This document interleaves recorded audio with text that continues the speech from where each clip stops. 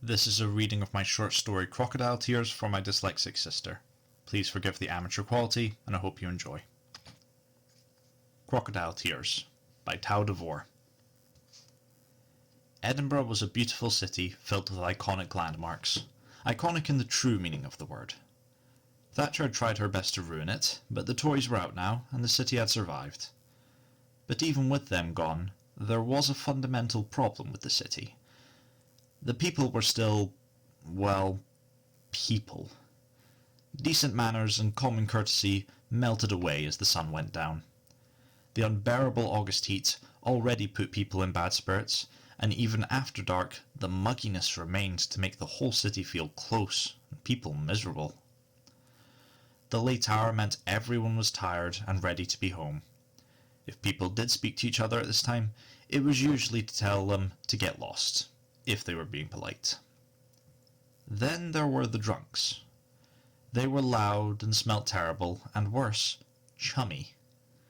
The angry drunks were usually too busy fighting each other to bother other people, but the friendly drunks were friendly with everyone. There were few things more tiresome in life than some pissed ginger spilling his woe, and then usually his stomach, into your lap. Stephen was regretting not taking up his friend's offer of a lift home from the cinema. They all lived on the opposite side of town from him, and it felt rude to have them drive him home and then have to go all the way back across to their home. Damn social convention. The late-night bus was fine. The late-night bus stop was another matter. It was mostly tired, grumpy people and the drunks. Stephen fell into the former group. He had his copy of Jurassic Park to keep him company, a reread in time for the film, but the light from the street lamp didn't really provide much illumination. He was straining his eyes to make out the words. He gave up and put it in his coat pocket.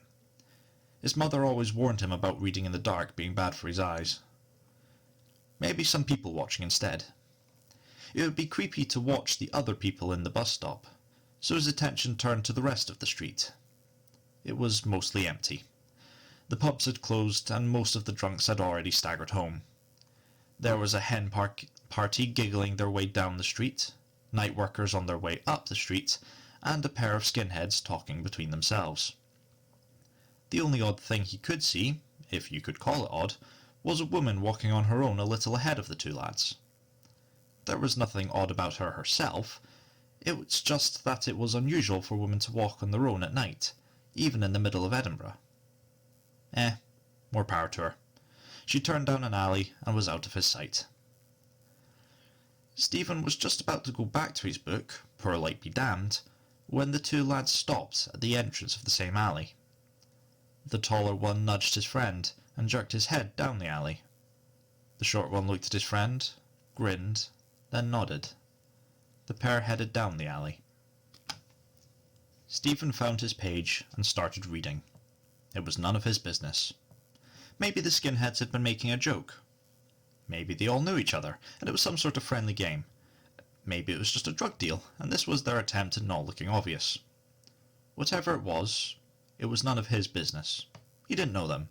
He didn't know what they were all doing out this late. He had no right to know. It was nothing to do with him. Nothing at all. Nope. Nothing to do with... Nope, he couldn't do it. He left the bus stop and quickly crossed the street. He turned into the alley and silently prayed it was just a drug deal. His heart sunk as he saw them.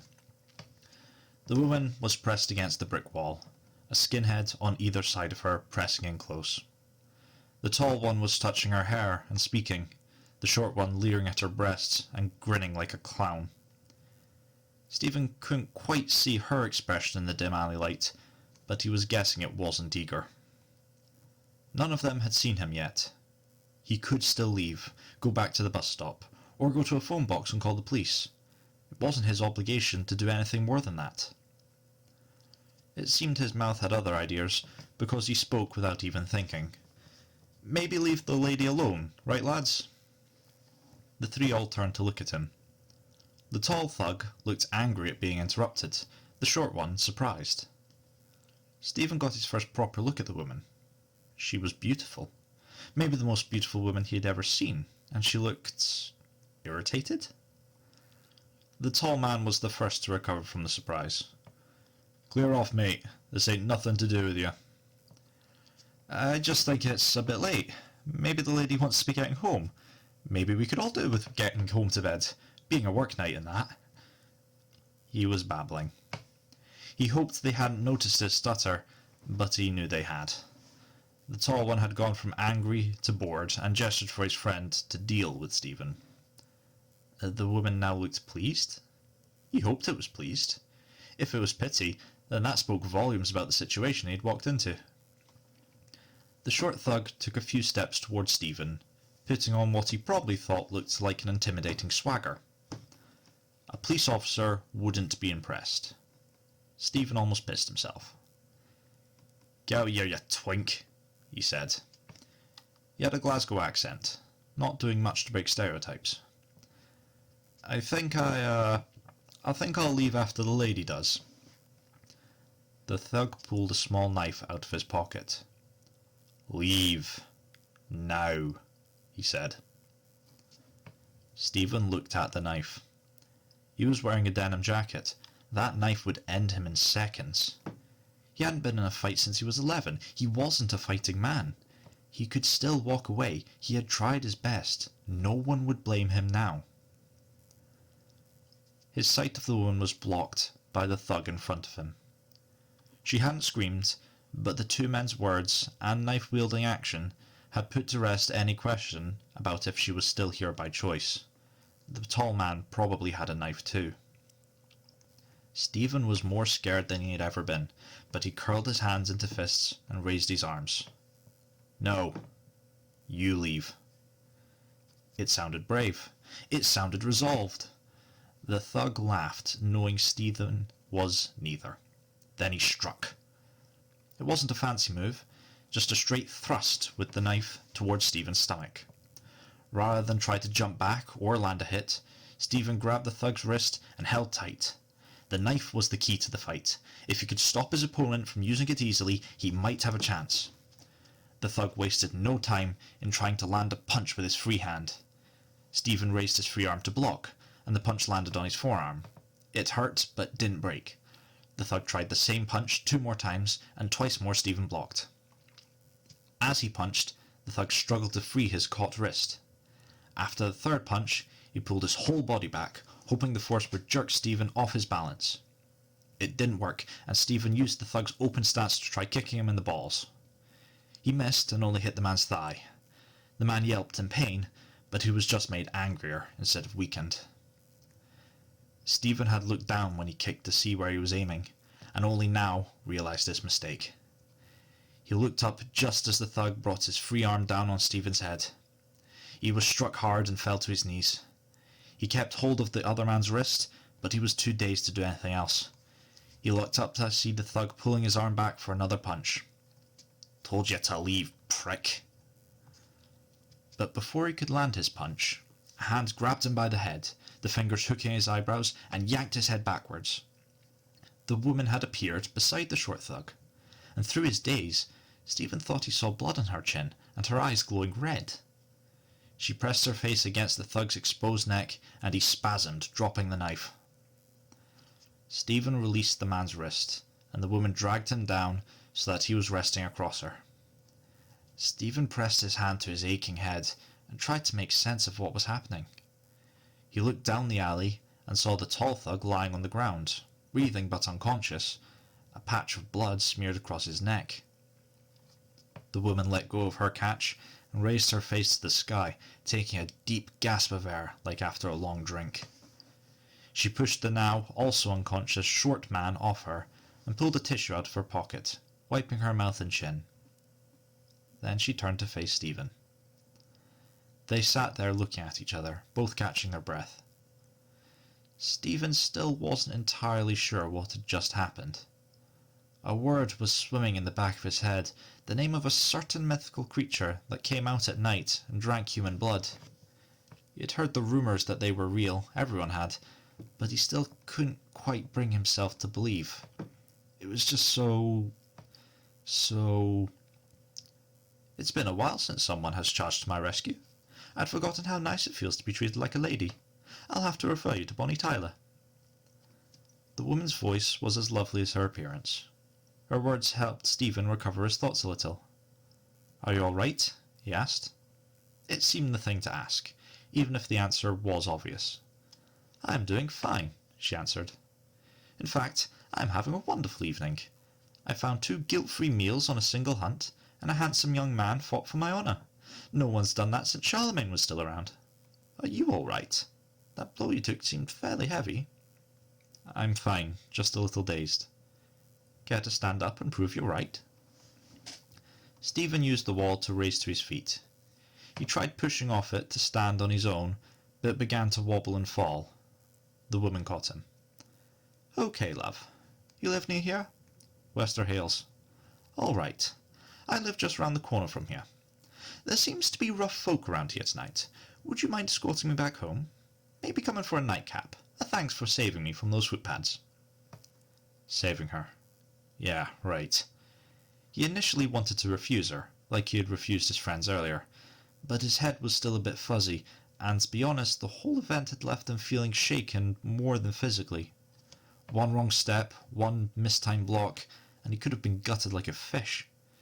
He didn't really want to be alone, and who better to be with than the woman who saved his life? On top of that, she kept pretending that he had saved her.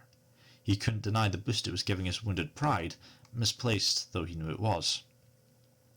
On the other hand, she had just called 2 guys meals, and who was to say he wasn't her next, if she was what he thought she was? "I was a nurse in the Falklands. I can have a look at your head without having to wait in A&E for 2 hours, she said, maybe guessing his thinking. Having his head checked was probably a good idea. He looked at her again. She was very pretty. It might be worth it either way. "Well, I think I can make sure you get home safe. I'm Stephen Wallace. Justa. It's a pleasure to meet you." Edinburgh was a beautiful city. The people were, well, people. Alright, thank you very much for listening. Like I said, that was a short story. I'm reading it off from my sister, who has struggled reading herself. There are more stories in the rest of the book.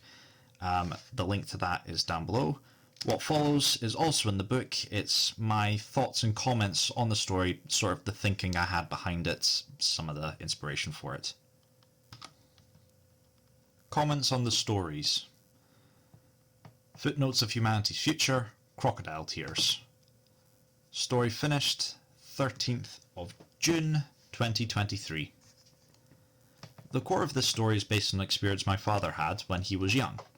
He saw someone being mugged and couldn't stop himself from trying to intervene. My father is over 6 feet tall and heavy built, even when he was young, so the mugger ran at the mere sight of him. My dad's only ever told me that story once, and it was an offhand comment criticising Peter Parker in Spider-Man 2, but it has stuck with me for years, both because it reminds me what sort of man my father actually is when he isn't being grumpy, and also because it's one of the best examples I know of what it means to be a good person. Being a good person is a quiet thing that compels you to help others, even when you know it's a bad idea that could end badly for you, and I wanted to share that story and the idea behind it. Crocodile Tears was also an opportunity for me to show how vampires in this world first started stepping into the light and how they get their meals, in the context of the rest of the book. In most vampire fiction it's sort of glossed over, but I tried to show how that just couldn't be. How could there be people going around attacking people and drinking their blood and it not be common knowledge? The setting of this story was quite deliberate. The mention of Thatcher and Margaret Thatcher and Jurassic Park was to establish the time period. This was the 90s, just before the start of the digital age, when word of mouth and hearsay was still the main source of information that mainstream media wasn't talking about. If fictional creatures like vampires were real, the first signs of it in public awareness would be in rumours and odd encounters quietly shared between friends but ignored by newspapers. Folklore, in other words. I think I'm probably putting more thought into it now as I write this commentary than when I was actually writing the story. But it's my book, I can add what I want.